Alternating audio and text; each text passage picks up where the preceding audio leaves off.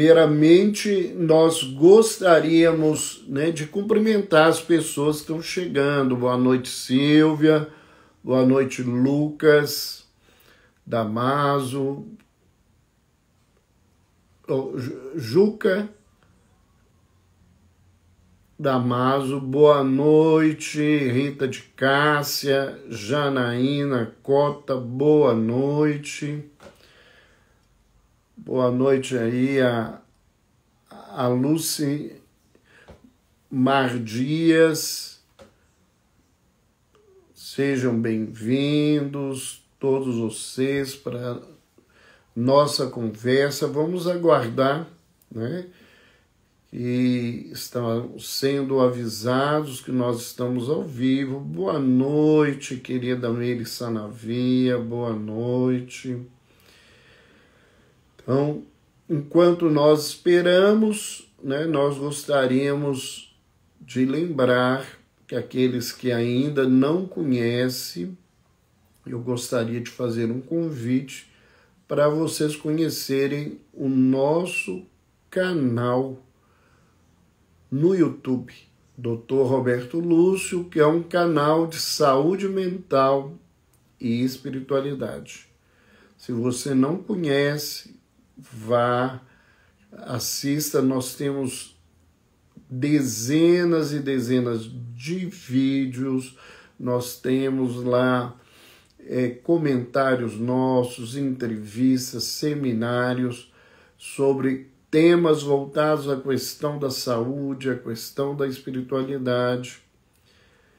Temos lá entrevistas, conversas com amigos queridos. Então, conheçam, coloquem notificação para serem avisados. Todas as semanas nós temos algo de novo para falar. Boa noite, Margarete Cesarino. Boa noite, Orlide Oliveira. Nós estamos aí, então, começando a nossa live. E como nós avisamos na semana anterior,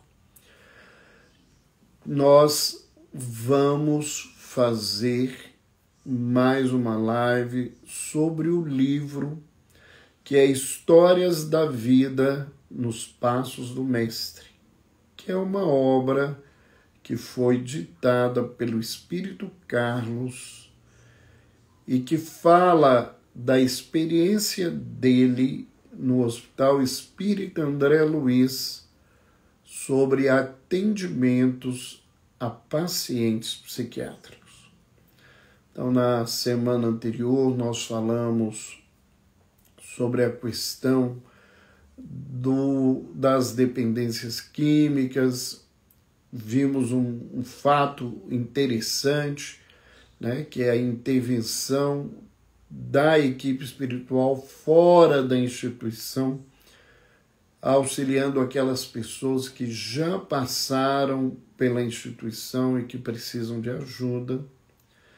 E nós hoje vamos falar sobre um outro capítulo que se chama Sexualidade, Queda e Reparação. E nesse capítulo também nós temos uma forma da abordagem do Espírito Carlos diferente daquele momento anterior. Boa noite, Hermonia Miranda. Boa noite, FPS 1946, Vera Maria Ferreira Santos. Boa noite. Boa noite, Carla Vitória. Nós, então, vamos falar do tema sexualidade. Mas vamos trazer uma abordagem do Espírito Carlos contando a história de um determinado paciente vinculado ao tema. Nós não vamos nos estender muito à questão da sexualidade, do sexo, da energia sexual, porque a gente tem falado periodicamente sobre isto e está no nosso canal do YouTube.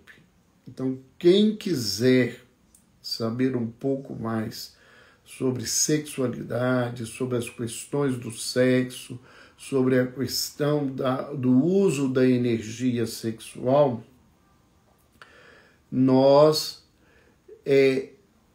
sugerimos que vocês busquem no nosso YouTube. Nós temos uma palestra que foi publicada nesta semana sobre sexo e obsessão. Então, hoje, nós não vamos nos prender à questão teórica. Nós vamos trazer um caso, vamos discutir esse caso numa abordagem médico-espírita e vamos trazer essa mensagem, né, que o Espírito Carlos nos dá sobre as ligações da sexualidade com os transtornos de saúde mental. Lembrando, né, que no início do capítulo, o Carlos reafirma algo que Emmanuel, o orientador espiritual de Chico Xavier, fala no livro Vida e Sexo, e que André Luiz, que é um dos espíritos que utilizaram-se da psicografia de Chico Xavier para trazer inúmeros relatos, entre eles o livro Nosso Lar, né, que é um grande best-seller da literatura, não só da literatura espírita, mas da literatura brasileira. Ele também fala para a gente que as questões do sexo levaram a lutas e violências e mortes muito mais do que as próprias guerras na história da humanidade.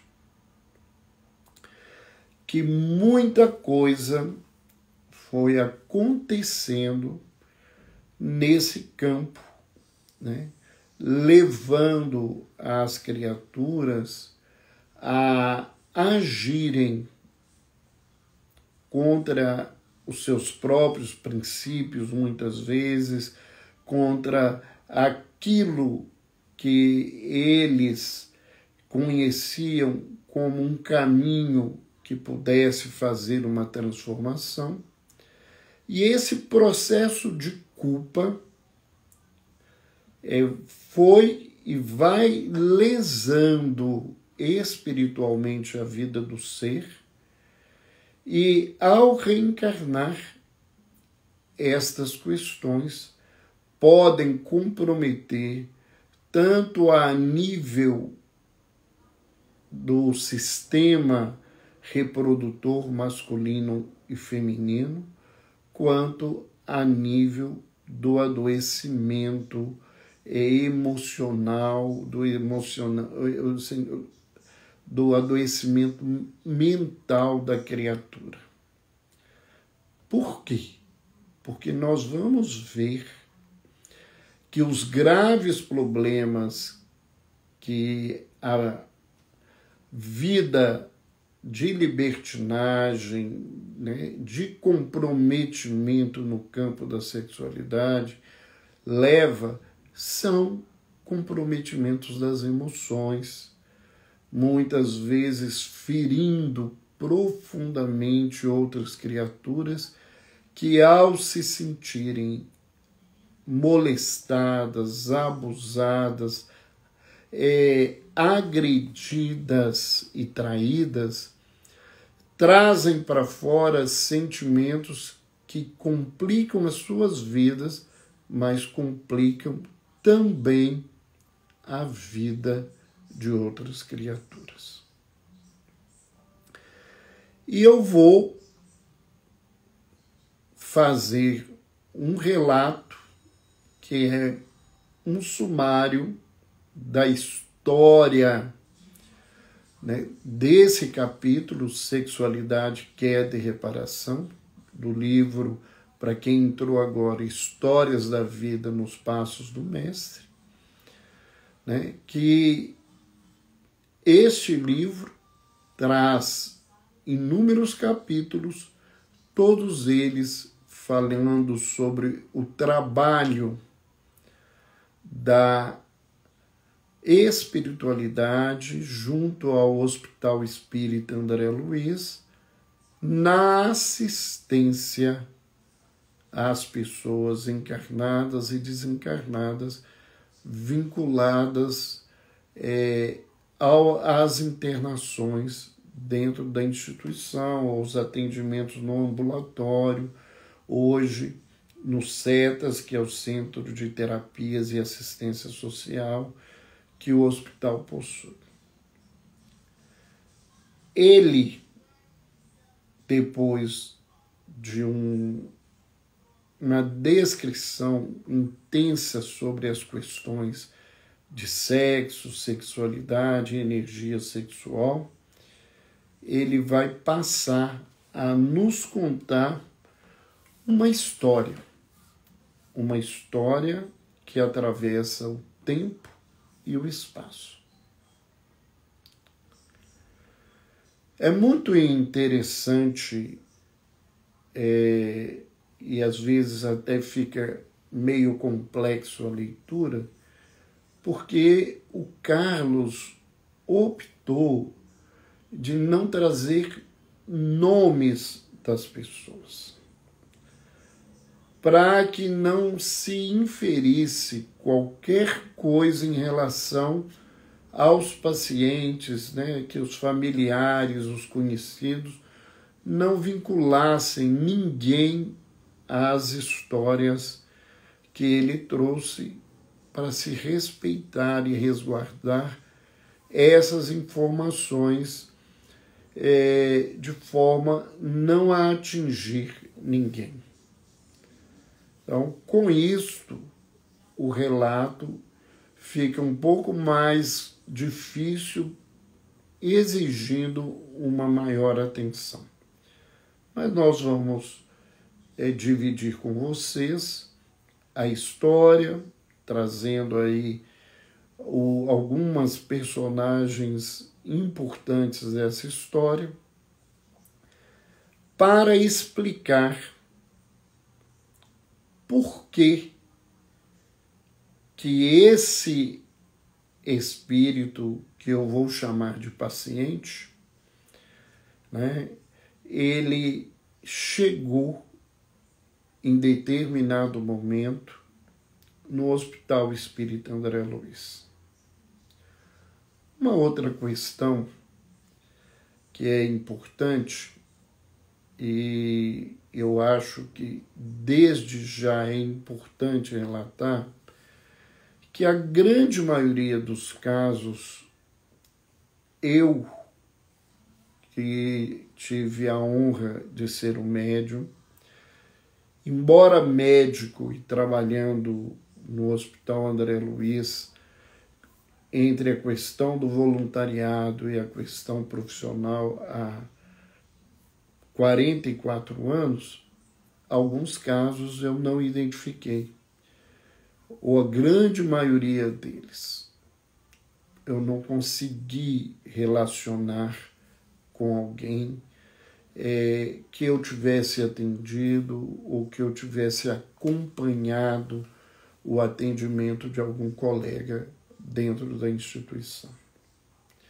Mas esse caso, especificamente, eu pude identificar, ou acredito ter identificado, quem seria essa pessoa, né? Eu teria acompanhado dentro do hospital essa história por alguns detalhes que são colocados por ele no relato. Então, nós vamos passar, na verdade, né, por momentos diferentes da vida desse espírito. E ao iniciar o relato da história, saindo do preâmbulo onde ele fala sobre sexualidade e adoecimento mental, ele diz claramente que esse paciente era uma alma vinculada a ele e que ele então conhecia de longa data esse indivíduo. Talvez por isso ele ofereça inúmeros detalhes da vida anterior que resultaram em graves problemas posteriormente. Ele nos lembra que não só ele, mas como outras pessoas dentro do hospital, tanto encarnados quanto desencarnados, também tinham algum tipo de vínculo com essa criatura que nós chamamos de paciente, que a partir de agora eu vou ficar chamando ele de paciente. Ele diz que normalmente as nossas vinculações, do ponto de vista das dificuldades, elas são de 3 características. São as vinculações por cumplicidade, quando você participou da questão, você estava junto, agindo, estimulando, auxiliando o outro a agir de maneira desrespeitosa à lei. A segunda forma é pela afinidade, quando nós, embora não tenhamos vínculo com as pessoas, nós temos vínculo com a situação, com a história, com o tipo de dor, com o tipo de culpa que a criatura carrega. E nós temos um outro fato que algumas vezes eu já ouvi dos espíritos, uma afirmação que é um processo muito mais comum de vinculação do que nós imaginamos, que é a omissão. Quando eu vendo, eu sabendo, eu podendo fazer alguma coisa, eu, por comodismo, por uma postura egoísta, eu me recolho ao meu lugar, sem atuar, sem agir, sem facilitar para que aquilo não acontecesse. Então, são situações que ele diz que no campo da sexualidade elas são acentuadas. E ele vai iniciar lembrando que esse caso, especificamente, tem no passado um grande vínculo ao ambiente religioso.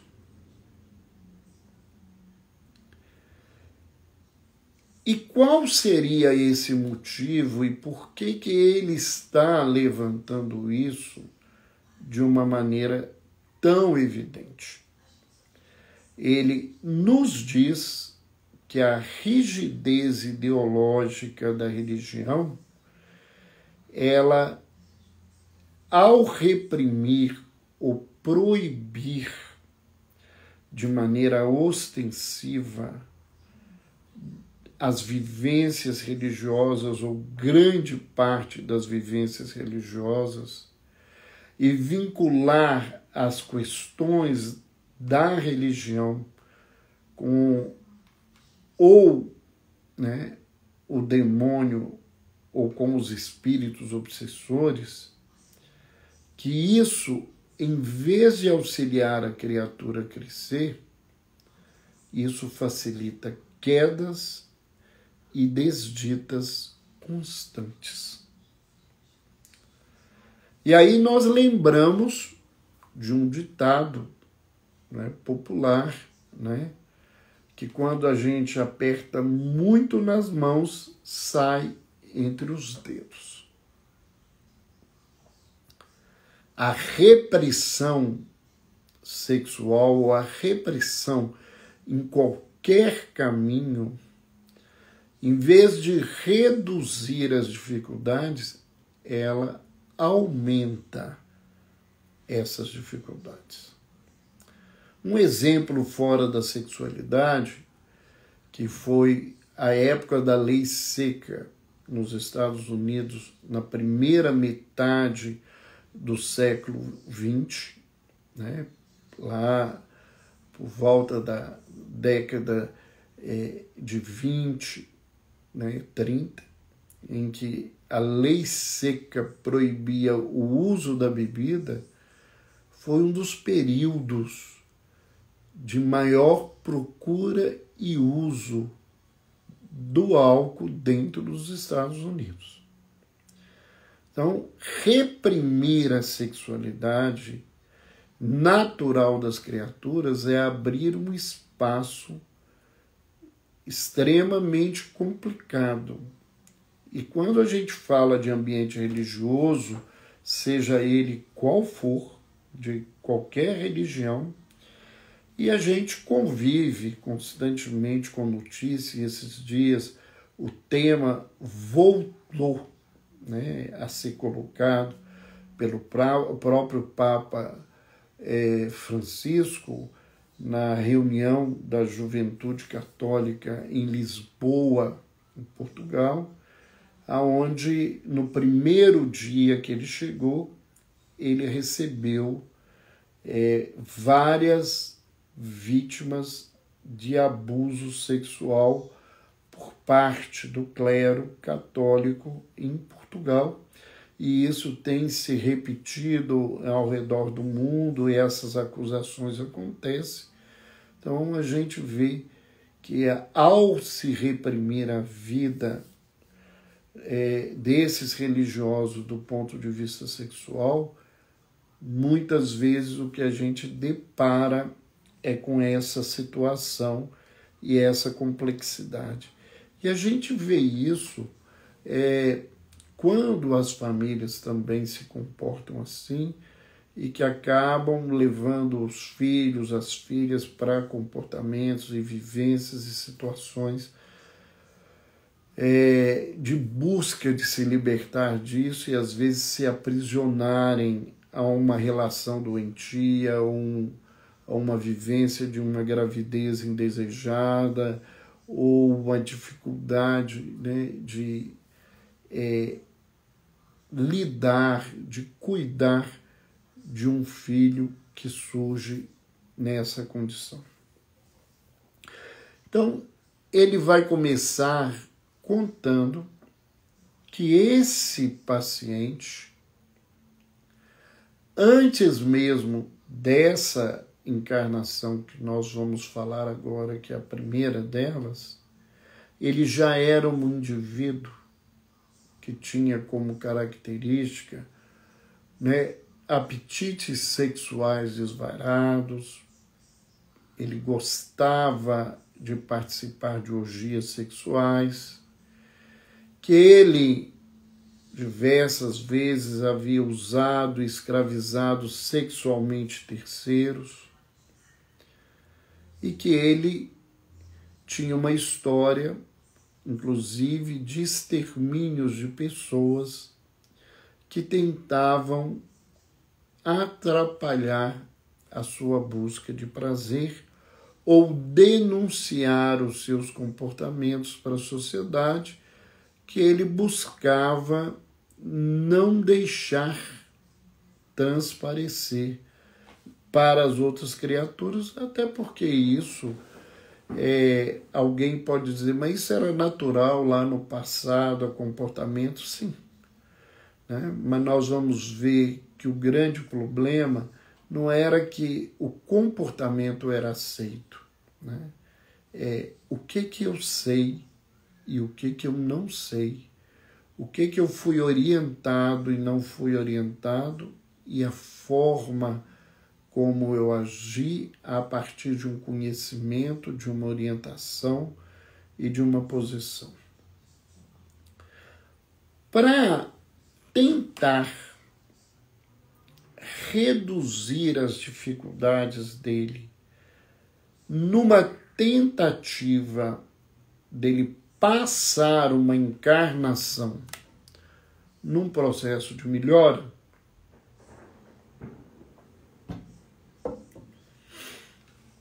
ele foi levado para uma reencarnação numa família religiosa, até de postura rígida, mas cujos comportamentos dos pais e da família eram comportamentos sadios.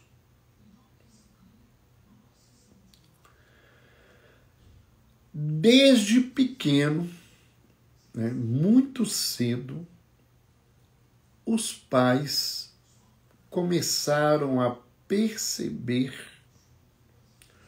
uma erotização no comportamento daquele menino. Então, embora tenha vindo para que o corpo físico abafasse essas tendências fortes na vida dele, isso era tão demarcado no seu comportamento que as atitudes começaram a surgir muito novo. Carlos, né, relata, né, que na preparação da reencarnação desse paciente, espíritos que eram ligados a ele, que tinham afinidade com ele, do passado, foram reencarnados antes ou concomitante a ele na tentativa de auxiliá-lo. E que alguns espíritos de maior condição espiritual ficaram no mundo espiritual para dar um apoio na tentativa de evitar nova queda dessa criatura. Os pais ficaram incomodados com a conduta dele, do menino, e acreditaram que a solução para que ele não exacerbasse os seus comportamentos era que ele fosse retirado da sociedade e fosse levado para um seminário aonde o conhecimento religioso, a doutrina moral religiosa pudesse coibir aquelas tendências e que pudesse levá-lo a uma situação diferente. Então, essa foi a postura, né, que se buscou naquele momento. Carlos disse que aquela instituição religiosa tinha um líder religioso e que esse líder estava internamente preparado para recebê-lo e ajudá-lo, né? Ajudar o paciente. E sabia, mesmo que inconsciente, que o grande desafio era a educação do espírito. E aí eu venho com um comentário importante, né? O problema não era no campo sexual, né? O problema é na postura ético-moral do espírito. Num outro texto do espírito Carneiro de Campos, ele nos diz, né, que o adoecimento da sexualidade passa pela promiscuidade, pela perversão sexual, pela prostituição e pelo adultério. Então nós vamos ver que são comprometimentos onde se usa essa energia sexual, que é um instrumento para a gente aprender a amar. O capítulo diz isso, já falei isso diversas vezes nas minhas palestras. O indivíduo corrompe o uso desse contexto e muitas vezes fere o outro, como é no caso da perversão, como é o caso onde que às vezes ele mesmo se corrompe e se fere profundamente, no caso da prostituição, da promiscuidade, do adultério. Acontece que Carlos relata que havia uma pregação muito rígida naquela instituição sobre sexualidade, mas aquilo não expressava a realidade interna da instituição.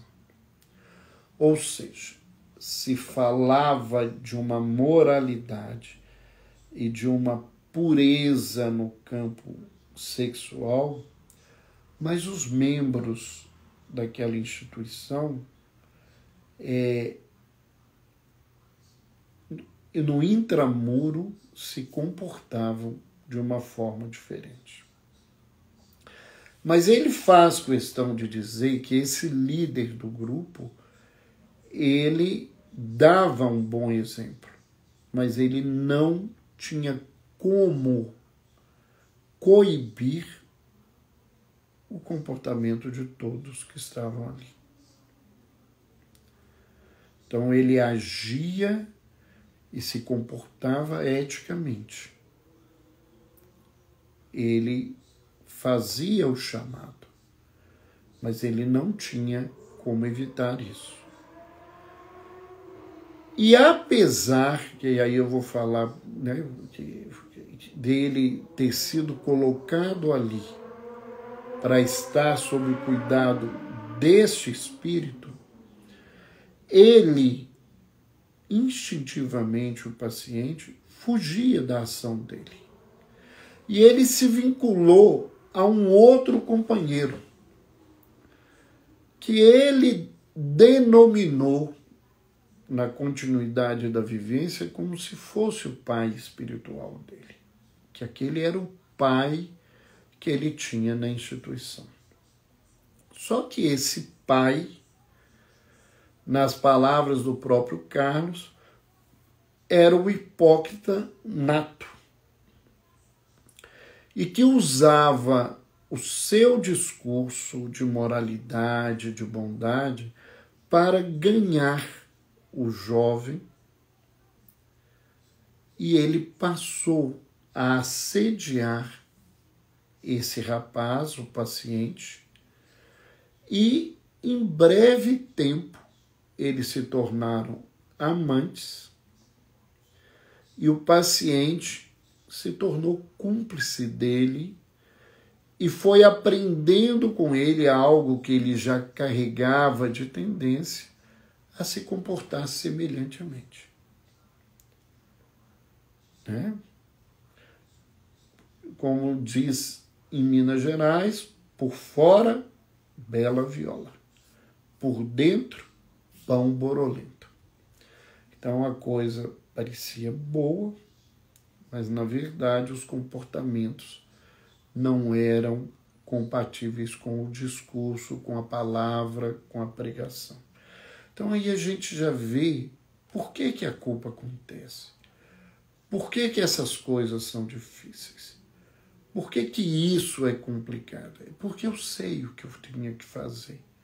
Tanto que eu sei que eu me comporto socialmente de uma maneira e intimamente eu faço de outra, porque eu sei que o que eu faço não deveria ser aquilo que poderia ou teria que acontecer.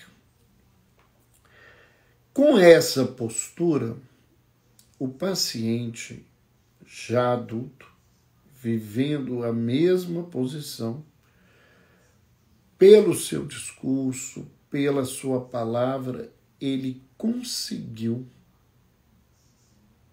ser responsável por uma paróquia, por uma comunidade religiosa. E o seu discurso fazia com que as pessoas confiassem profundamente nele. O que ele fez? Ele passou a seduzir jovens, senhoras, e envolver sexualmente, abusar sexualmente de crianças pelas suas condutas anteriores, pela sua vivência, pelo hábito doentio ou vício que ele tinha adquirido nesses anos, que retratava a sua própria condição. Na continuidade dessa história, uma jovem com quem ele tinha um sentimento diferente se engravidou. E eles não conseguiram abortar aquele feto. Então, para que a situação não fosse descoberta, ele convence, seduz essa jovem a sair daquele lugar e para um lugar praticamente deserto. Ele cuida de dar a ela todas as coisas para que ela vivesse longe. Ele continua a visitá-la, tendo comportamento marital com ela. E a criança nasce.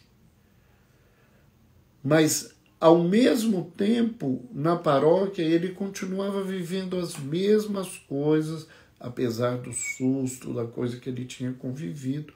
Ele não mudava o comportamento. Aconteceu que esse filho que nasceu era uma criança de uma beleza que Carlos chama de singular. E essa criança foi crescendo, formosura, e ele, o pai, o paciente, ele começou a olhar o filho de uma outra maneira. E de alguma forma, quando ele tinha a oportunidade, ele fazia trocas de carícia com esse filho que levavam aqueles espíritos que estavam tentando ajudá-lo a perceber que aquilo ia acabar num abuso sexual mais complicada. O que pensaram? Eles tentaram ver o que era possível. E para evitar uma situação já complicada, eles perceberam, né, que talvez retirá-lo do corpo físico, né, que o desencarne seria a única solução para que essa situação não fosse perpetuando e se complicando. E aconteceu que ele se envolve lá na paróquia com uma jovem casada. E o marido dela, né, de alguma forma é intuído do que estava acontecendo, chega repentinamente em casa, encontra os dois na cama e mata os dois. Esse companheiro, o nosso paciente, ele saiu dessa encarnação numa condição muito difícil. Mas ele precisava ser ajudado, porque ele estava muito perturbado. E a condição dele no mundo espiritual era de tal monta de culpa e de sofrimento que ele passaria a ser alvo de outras formas de abusos espirituais naquela situação onde ele estava. Então, é preparada uma nova encarnação, aonde ele deveria encontrar com os seus parceiros do passado. Então ele nasce e ainda pré-adolescente, né, ele é abusado sexualmente por um tio materno que se apaixonou pela sua beleza. Só que esse tio materno, Carlos informa que era aquele filho que ele havia seduzido e abusado em outra vida. Mesmo tendo recebido um lar, né, com uma educação rígida para tentar trazer a ele aspectos morais que proibissem as suas tendências difíceis, ele buscava fugir do controle dos pais e daquela família. Para sair dessa situação, o que a gente entende é que ele foge e ele passa a se prostituir, tanto com mulheres quanto com homens, para poder sobreviver e para poder viver essa energia que ele tinha adoecida. Então ele vai vivenciando isso até que ele arruma um emprego, um trabalho. E nesse trabalho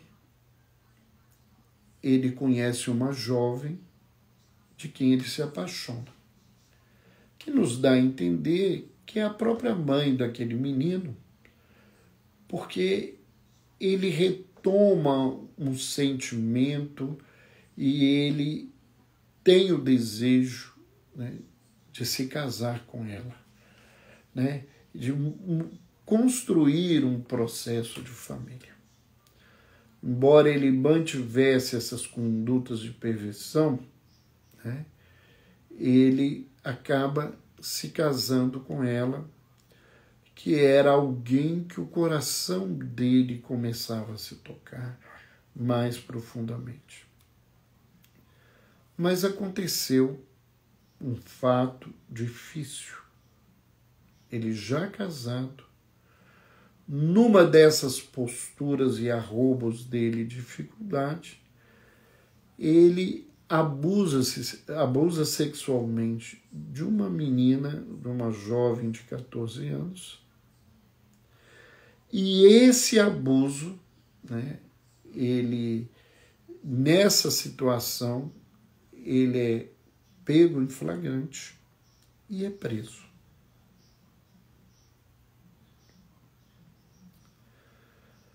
Na cadeia, né, ele vive uma situação muito complicada, porque a partir do momento que aqueles que estavam ali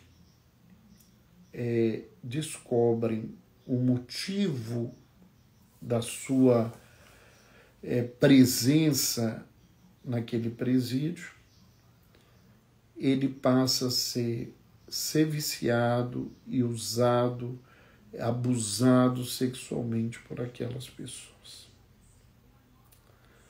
Todo aquele processo, né, e aquele tormento, e aquela vivência que ele tinha e ter sido afastado do seu casamento e a esposa não se dispor a visitá-lo e a cuidar dele, ele adoece e ele começa a viver um processo de enlouquecimento. Ele não dá conta de lidar com tudo isso. Quando isso, né, esse surto acontece, o Espírito Carlos diz que, por sugestão dele à família, ele faz com que a família intuída peça autorização judicial e esse paciente, né, que ele já acompanhava a história, foi transferido para o Hospital Espírita André Luiz num surto. Numa condição, né, que, nas palavras de Carlos, ele disse assim: o nosso irmão enlouquecido, em suas telas espirituais, via-se como o próprio demônio. E esse foi um relato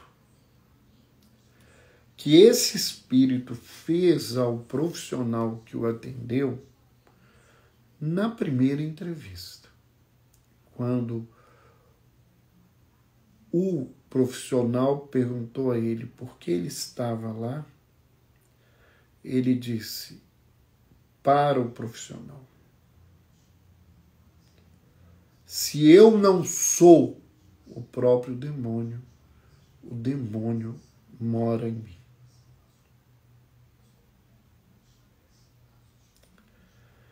E nesse quadro, enlouquecido, desestruturado, vendo e convivendo com vozes, com situações que o acusavam, que o condenavam, ele entra num processo obsessivo muito grave. Por causa dessa situação espiritual difícil, ele ficou internado um longo período no hospital, porque a melhora não foi imediata. Ele não respondia aos medicamentos como precisava. Mas ali, no hospital, ele passou a conviver com algumas situações muito importantes no processo de reparação e de refazimento diante dessa doença que ele vivia.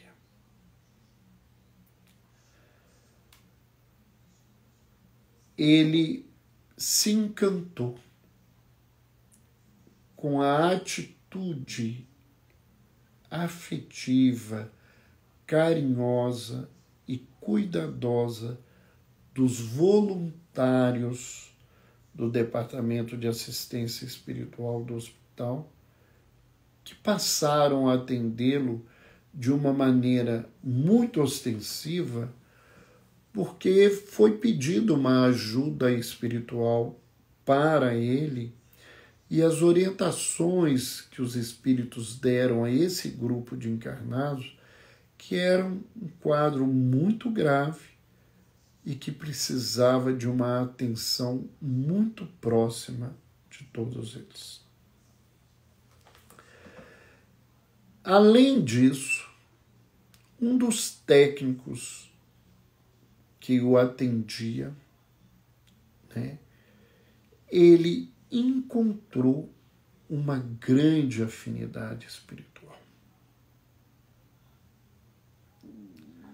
Essa criatura passou a representar para ele um ponto de referência. E Carlos vai nos trazer que essa criatura era, ou é, dentro do contexto, aquele pai espiritual que ele escolheu, com quem ele foi amante, só que esse técnico já tinha passado por um processo de renovação e nas suas lutas ele conseguia se modificar, e esse fato de estar modificado dava a ele, naquele momento, uma autoridade moral diante do paciente, porque ele já não estava na mesma condição, mas sabia do que era aquela dor, e por não estar naquele mesmo patamar, ele já conseguia agir de uma maneira diferenciada. Depois desse longo período, quando ele recebeu alta, ele voltou para a prisão. O processo caminhava ainda na justiça. E acontece que aquele profissional, aquele técnico que passou a atendê-lo, criou um grande vínculo com ele.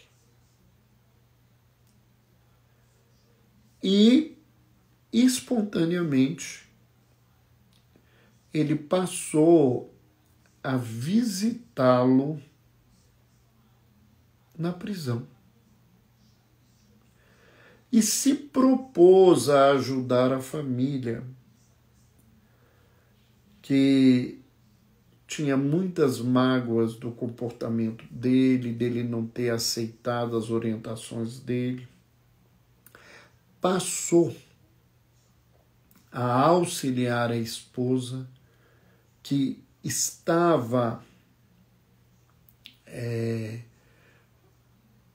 numa condição de não aceitar a perdoá-lo, não voltar para ele.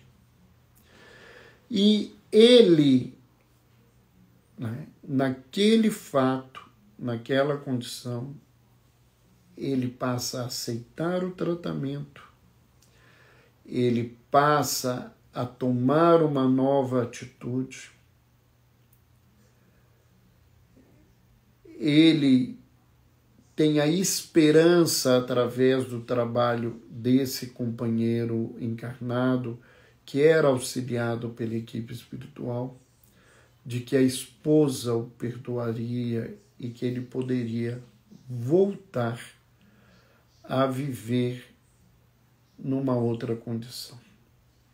Já no hospital, ele tomou umas atitudes muito diferentes. Quando ele recobrou a lucidez, ele passou a fazer atividades para ajudar outros pacientes, a se ocupar com outros pacientes. Entre essas atividades, ele tocava violão e cantava muito bem. Então ele ia para o pátio do hospital e ficava longo tempo distraindo e auxiliando os pacientes, tocando músicas que aqueles pacientes queriam ouvir.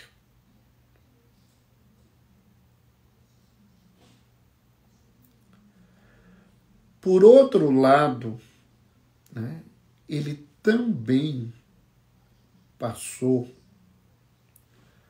a participar, mesmo não sendo espírita, ele aceitou, pelo carinho dos voluntários, a frequentar as reuniões, né, que no hospital não são sobre espiritismo, são por ensinamentos morais cristãos.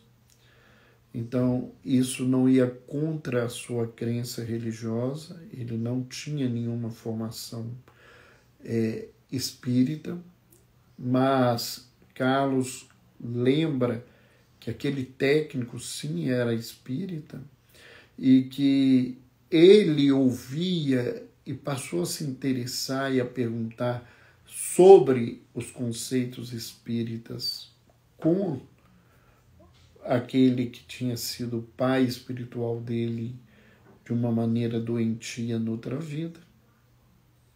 Então, ele foi fazendo essa vivência. Eu me lembro que um dia, o médico que o acompanhava me procurou, muito chateado, porque outro colega, sabendo da história dele de abuso, de comportamentos tão doentios, disse ao médico que era um absurdo eles estarem investindo naquela pessoa para que aquela pessoa pudesse voltar e se comportar tão levianamente que aquele indivíduo merecia era ser morto, castigado por tudo que ele tinha feito.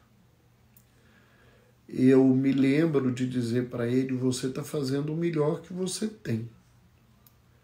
Então faça o que você pode e o que vai acontecer não é sua responsabilidade. O que vai acontecer é responsabilidade dele.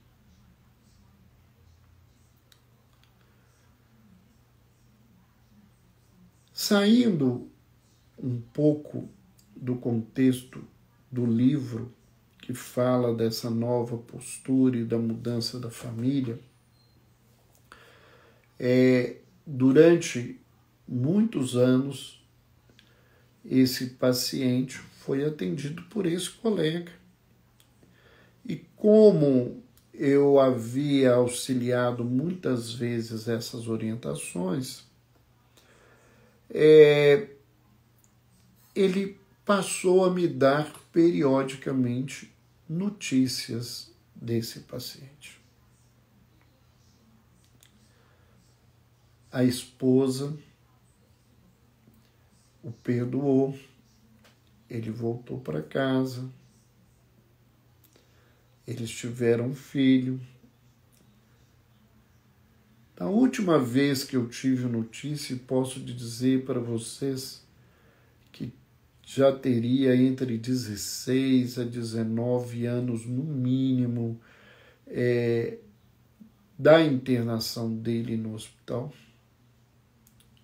O médico nos disse que ele tinha mudado toda a sua conduta sexual, não tinha buscado mais prostituição, ele não tinha mais comportamentos sádicos, agressivos, doentios contra as mulheres, ele não tinha nenhum relacionamento fora do casamento dele.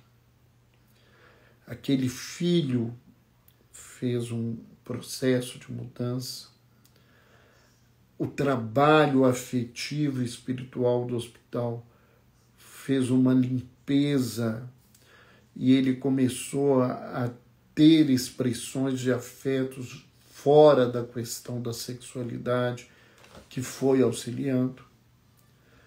Esse médico nos disse que ele passou a frequentar a igreja, ele cantava nas missas, né?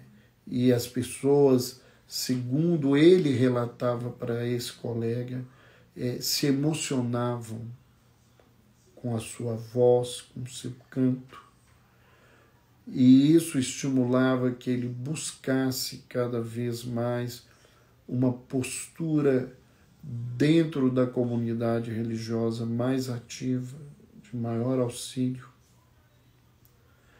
Então, ao contrário do relato anterior, em que nós não temos informações muito positivas daquele companheiro que foi atendido, a gente vê no próprio relato do capítulo que depois de tantas quedas, esse indivíduo,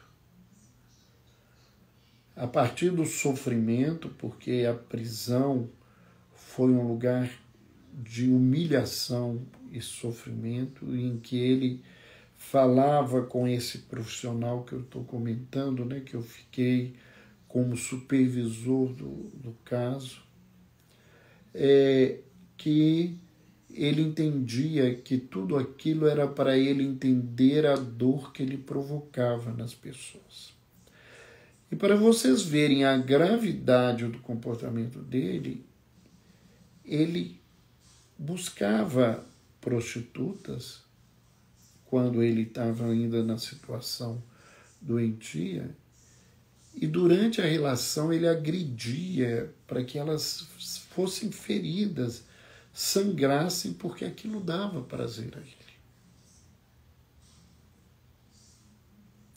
Então a gente vê que a carga da obsessão que ele vivia por ele mesmo era extremamente complexa. E que esse indivíduo, a partir de um trabalho de equipe, a partir do afeto e do cuidado daqueles voluntários dentro do hospital, e quantas vezes eu ouvi e ouço pacientes dizendo quanto que toca a eles o acolhimento e o atendimento do voluntariado no hospital, às vezes até mais do que da equipe, embora o trabalho dentro do Hospital Espírita André Luiz busca ser o mais humanizado possível. O quanto que o trabalho associado ao tratamento clínico convencional e o tratamento espiritual é importante para a melhora e a mudança das pessoas. Então, a nossa mensagem hoje é, primeiro, de esperança. A gente não deve desistir de ninguém. Nunca. Quem vê a história desse paciente, que não é uma história só de uma vida, e vê posteriormente o que ele se transformou, consegue entender que se a gente se dispõe a ajudar, se a gente coloca nessa ajuda o nosso afeto, nosso sentimento de empatia, de compaixão, principalmente compaixão, né?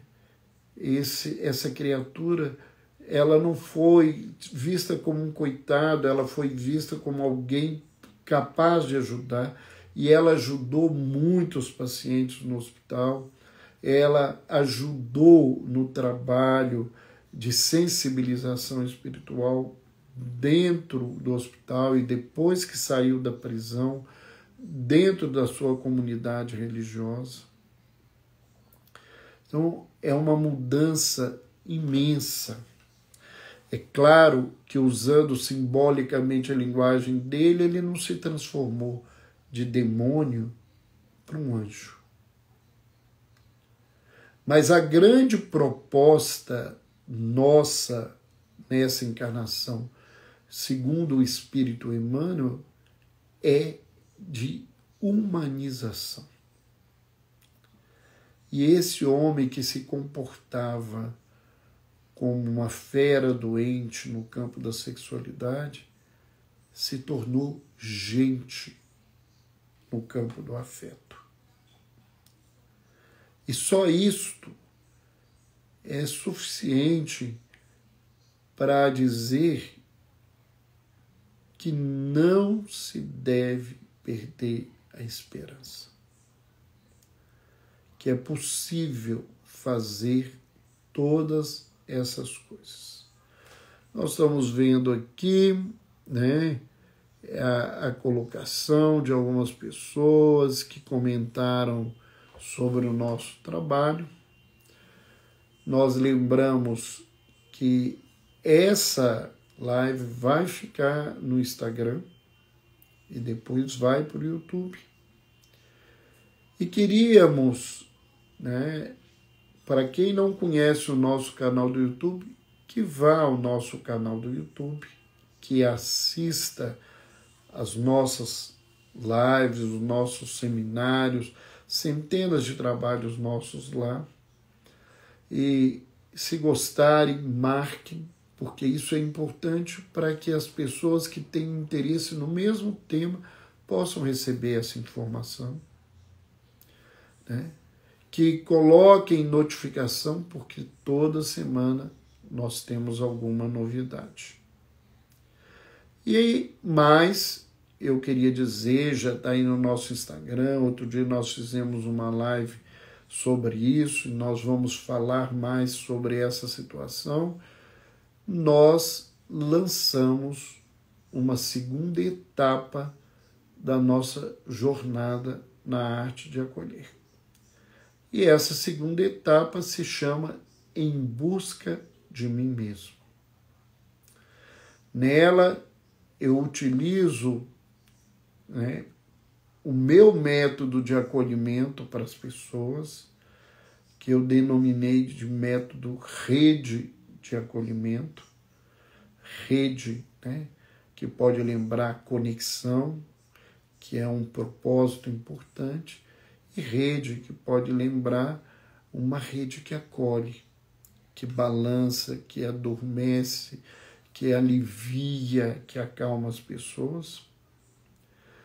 Eu vou usar esse método e usar uma ferramenta, um mapa que eu criei, para ajudar pessoas com ansiedade, com depressão, vivendo essa angústia, esse vazio existencial desse nosso momento, para caminharem para o autoconhecimento, para construírem um sentido de vida. É o resultado de mais de 4 décadas de trabalho em saúde mental e espiritualidade, e que eu tenho certeza, porque eu uso isso, né, não por acaso, né, mas por ver resultado no meu trabalho junto aos meus pacientes. Então, quem quiser saber mais, no nosso link no Instagram da bio, tem lá a segunda jornada, podem tocar e vocês vão ter informações e como fazer as inscrições. Lembrando que é um evento presencial, então com isso as nossas inscrições são limitadas, porque eu não tenho como trabalhar com um grande auditório fazendo um trabalho presencial de acolhimento. Então, quando nós falamos de inscrições limitadas, nós não estamos falando para chamar a atenção das pessoas, mas é porque é uma realidade. É um trabalho que vai ser realizado em Belo Horizonte, nos dias 21 e 22 de outubro, agora desse ano, no Hotel Ramada, que é o mesmo hotel que nos acolheu com tanto carinho e onde nós pudemos realizar aquela primeira etapa de jornada que foi uma experiência transformadora para todo mundo que esteve ali. Então era essa a nossa mensagem dessa terça-feira. Nós agradecemos mais uma vez todo mundo que esteve conosco esse tempo todo e queremos nos despedir desejando a vocês uma semana de paz e que tenham esperança. Se você está vivendo uma dor, um sofrimento, se tem um filho, um parente numa situação complicada, não perca a esperança. Um beijo no coração e até a próxima terça-feira.